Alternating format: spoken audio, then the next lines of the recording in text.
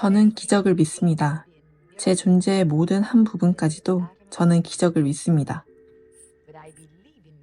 제가 기적을 믿는 이유는 제가 하나님을 믿기 때문입니다. 저는 예수 그리스도가 살아계신 하나님의 아들이심을 믿습니다. 여러분, 예수님이 세상에 주신 가장 위대한 선물은 바로 그분 자신입니다. 살아계신 하나님의 아들이 인류에게 주신 최고의 선물은 그분 자신이었어요. 인간은 예수님보다 더 큰 선물을 받아본 적이 없습니다. 하지만 인간의 작은 머리로는 예수님께서 자신을 성령을 통해 하나님께 드리셨을 때 그 안에 무엇이 있었는지를 완전히 이해할 수 없습니다. 그 사랑은 우리의 이해를 뛰어넘는 사랑입니다. 여러분, 왜 예수님이 자신을 우리에게 내어주셨는지 아십니까? 왜 성령을 통해 자신을 하나님께 드리셨는지 알고 싶으십니까? 여러분과 제가 영원한 생명을 얻도록 하기 위해서였습니다. 그 이유는 단 하나, 우리를 사랑하셨기 때문입니다. 사랑은 행동입니다. 사랑은 하는 것입니다. 그리고 기억하세요. 구원은 선물입니다.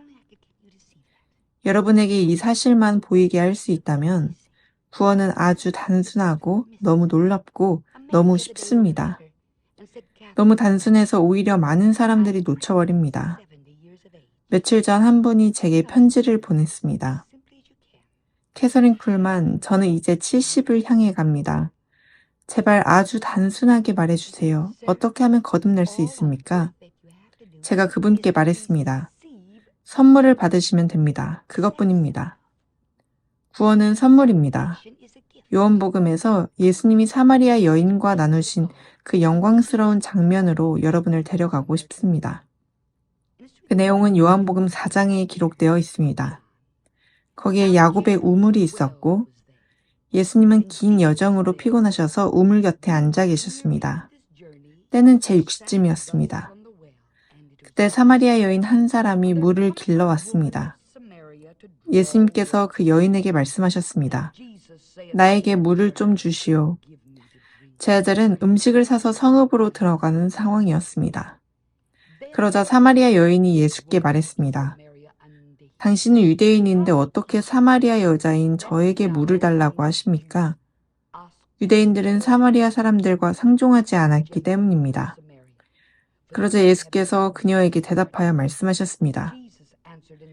만일 네가 하나님의 선물이 무엇인지 알기만 했다면, 만일 내가 알았다면, 내 것이 될 그 놀라운 선물을 알기만 했다면, 내가 정말 알기만 했다면, 만약 너가 하나님의 선물이 무엇인지 알기만 했다면, 그리고 너에게 물 좀 달라고 말하는 이가 누구인지 알았다면, 내가 오히려 그에게 구했을 것이고, 그는 너에게 생수를 주었을 것이다. 그러자 사마리아 여인이 예수께 말했습니다. 선생님, 당신은 물을 기를 그릇이 없고 이 우물은 깊습니다. 그런데 어떻게 그 생수를 주신다는 것입니까? 당신이 우리 조상 야곱보다 더 위대하십니까? 그가 이 우물을 우리에게 주었고 자신도 마시고 그의 자녀와 가축들도 마셨던 그 우물 말입니다. 그러자 예수께서 그녀에게 대답하여 말씀하셨습니다. 이 물을 마시는 자는 다시 목마르려니와 내가 주는 물을 마시는 자는 영원히 목마르지 아니하리라. 그러나 내가 주는 물은 그 사람 안에서 영생하도록 솟아나는 샘물이 되리라. 아, 그 영원한 생명의 물, 영생으로 솟아나는 그 물. 정말 가슴 벅찬 말씀입니다. 하지만 여기서 중요한 것을 보세요. 예수님 자신이 말씀하셨습니다. 구원은 선물이라고요. 여러분, 거듭나고 싶으십니까? 정말로 거듭나고 싶습니까? 나이는 아무 상관없습니다. 70이든 60이든 50이든 16살이든 20살이든 여러분이 해야 할 것은 단 하나, 구원의 선물을 받는 것뿐입니다. 받으세요. 그렇게 쉽습니다. 지금 받으세요. 주님, 제가 받습니다. 예수님께서 사랑으로 제게 가능하게 하신 그 구원을 제가 받습니다. 그래요, 사랑하는 여러분. 예수님이 인류에게 주신 가장 위대한 선물은 바로 그분 자신이었습니다. 하지만 여러분, 또 다른 놀라운 것을 보기를 원합니다. 구원만큼이나 놀랍고 구원만큼이나 가슴 벅차고 하나님의 자녀들에게 똑같이 중요한 것, 예수님께서 교회에 주신 가장 위대한 선물은 바로 성령님이십니다. 세상 무엇과도 바꿀 수 없는 선물입니다.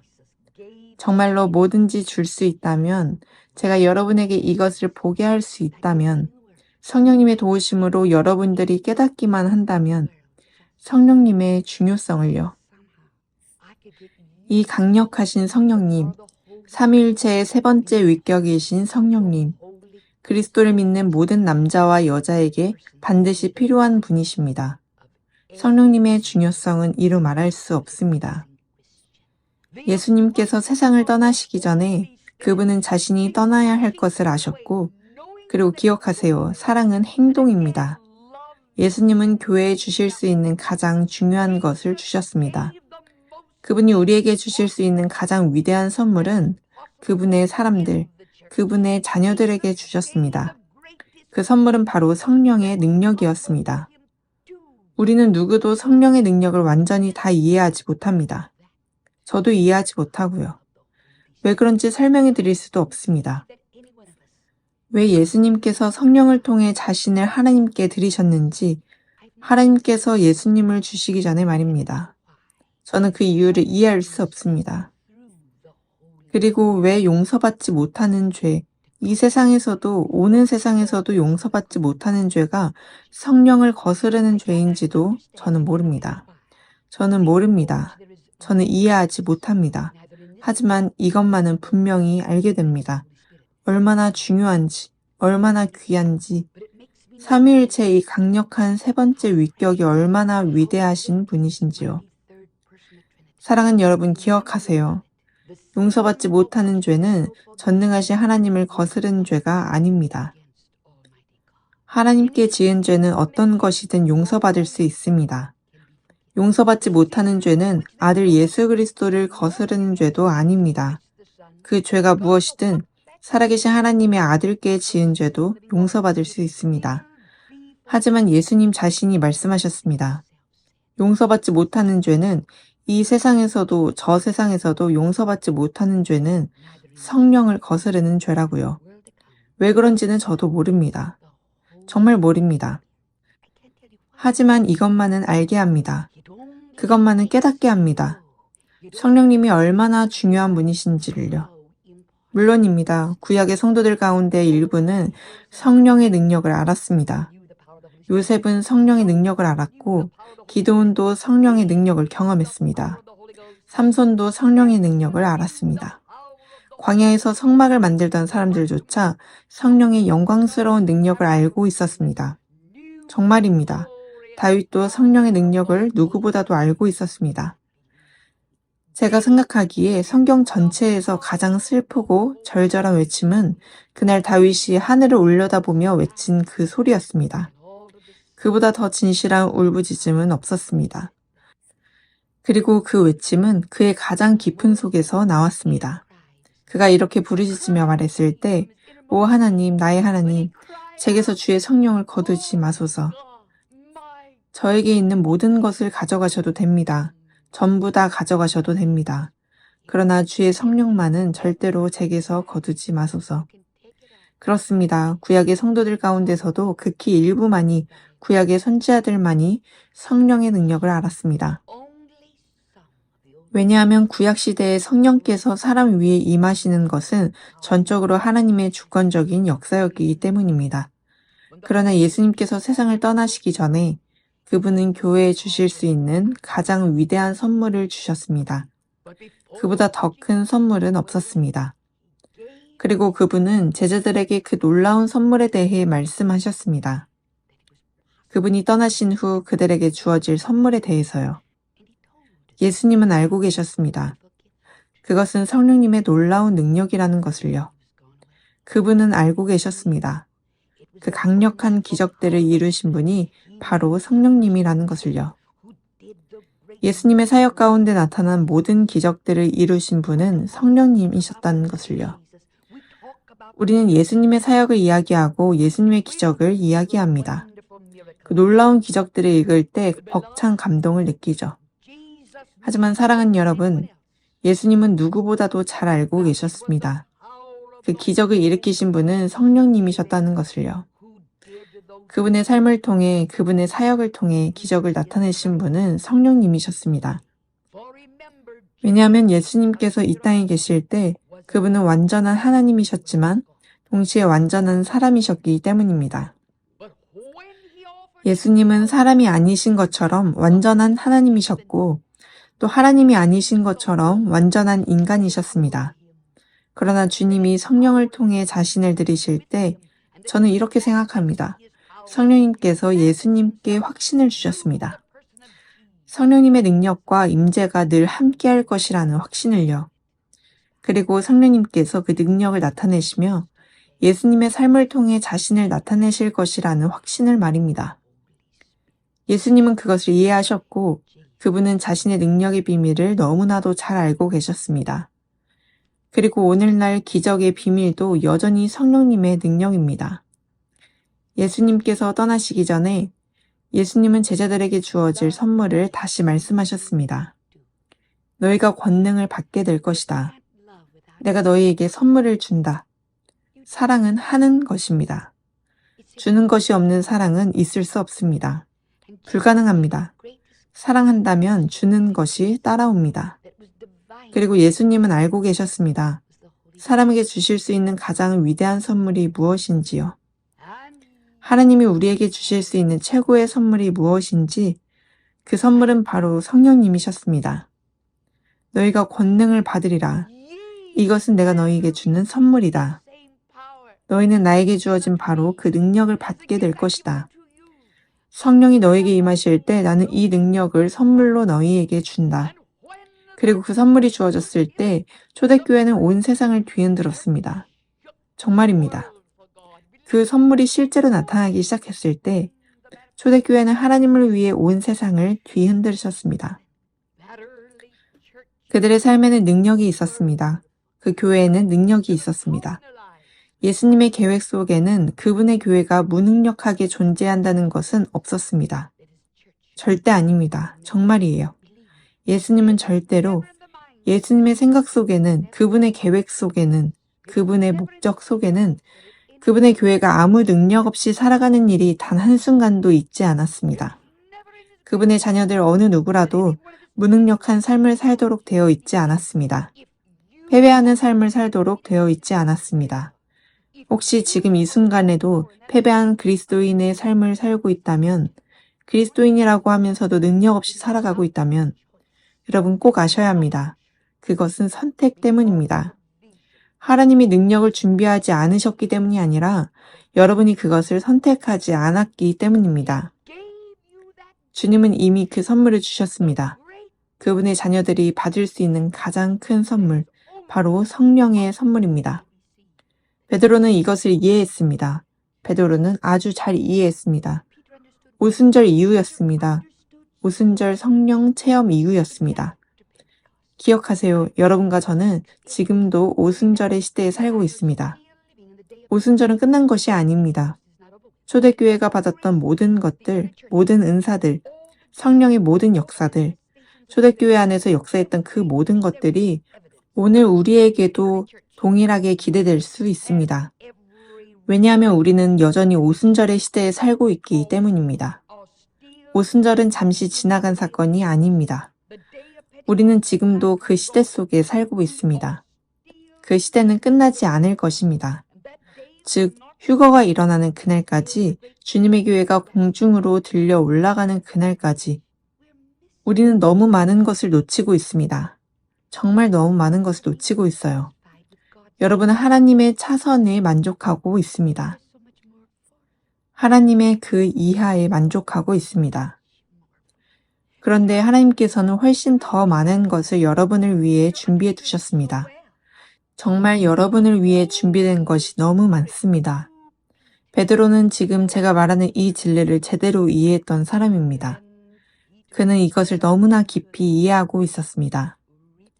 그리고 성령님이 베드로를 통해 이렇게 말씀하셨습니다. 그때 베드로가 그들에게 말하기를 회개하라. 그것이 바로 거듭남입니다. 예수님이 인류에게 주신 가장 위대한 선물은 바로 그분 자신이었기 때문입니다. 이것이 구원입니다. 회개하고 각각 예수 그리스도의 이름으로 세례를 받아 죄사함을 받으라. 그 순간 여러분의 죄가 사라지는 것입니다. 그것이 구원입니다. 그것이 거듭남입니다. 이제 저를 계속 따라오세요. 그리고 이것은 하늘과 땅에서 가장 높은 권위의 말씀입니다. 너희가 성령의 선물을 받으리라. 예수님께서 교회에게 주신 가장 위대한 선물입니다. 하지만 제발 여기서 멈추지 마세요. 정말 부탁드립니다. 제발 여기서 중단하지 마세요. 수많은 그리스도인들이 바로 그 지점에서 멈춰버렸습니다. 그러나 말씀은 이렇게 계속됩니다. 이 약속은 너희와 너희 자녀와 먼 데 사람까지 주우리 하나님이 부르시는 모든 사람에게 하신 것이라. 그리고 여러분이 거듭나도록 부르심을 받았다면, 그리고 여러분이 그리스도를 구주로 영접했다면, 구원의 선물은 물론이고 바로 이 성령의 약속도 여러분을 위한 것입니다. 사랑하는 여러분, 초대교회가 성령님의 능력으로 온 세상을 뒤흔들었듯이 오늘도 그 동일한 성령의 능력으로 예수 그리스도의 교회는 다시 세상을 뒤흔들 수 있습니다. 지금처럼 교회가 이렇게 무력했던 시대는 없었습니다. 오늘날처럼 교회가 능력을 잃고 있는 시대는 이전에 없었습니다. 세상은 지금 예수 그리스도의 교회를 정면으로 도전하고 있고 교회는 무력하게 서 있습니다. 그 기적들은 어디에 있습니까?